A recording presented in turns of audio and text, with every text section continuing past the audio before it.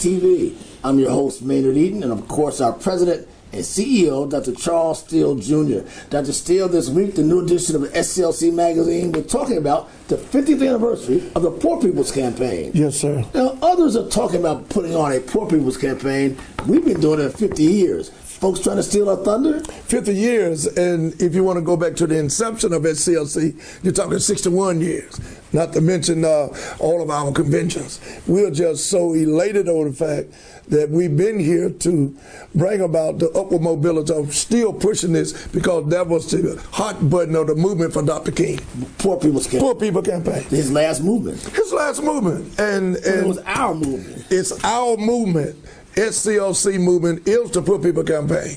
And people talking about the research, and what research? We never left. It's always been here. Poor people always got the last end and the bottom end of the economic disadvantages within this society. Is there some controversy in this regard, or others trying to No controversy, because my point is we were here 61 years before today. We're going to be here another 61 years, even after I'm gone, you gone, and everybody else gone. Poor People's Campaign will the Poor People Campaign will still be here, and that's why Dr. King was killed. How many folks are willing to sacrifice their lives for 50 or 60 years fighting on this particular issue? Speaking of killing, we had a tragedy in Florida, another school massacre, gun violence.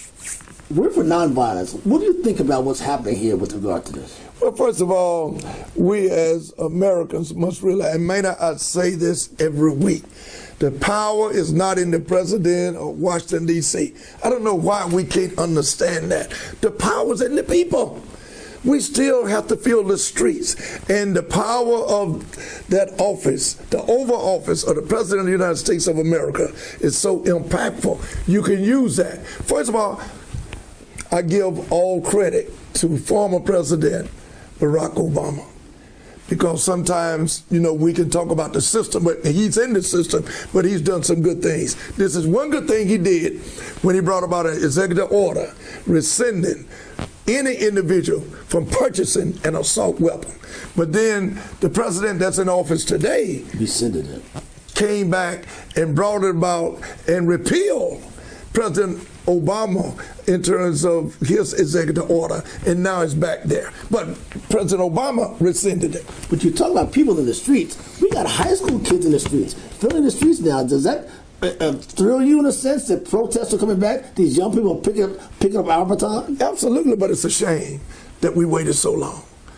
It's a shame from the first student, particularly young people, and you're talking about students, from the day we had the first student shot, we should have been out on the streets. But what is so beautiful about them and what they're doing, I just commend them. I thank God for the blessing. And many times, many people don't realize this. In order to move forward, you have to have a tragedy. You have to have a crisis. Many times, a crisis bring about opportunities. But thank God for those students. But we should have never waited this long. That's all I have to say. Speaking of waiting along, 99 years, Dr. Billy Graham has been alive. But Dr. Billy Graham, and Reverend Martin Luther King had something of a coexistence, a relationship, did they not? And the news media is not talking about that. And many of our people, when I say our people, all fair-minded thinking folks who are about justice and equality in the movement and the upward mobility of this country, they are not talking about. Dr. King had a relationship, a collaborative type of a relationship of understanding with Pastor or Evangelist Billy Graham. My point being is that they came to an agreement.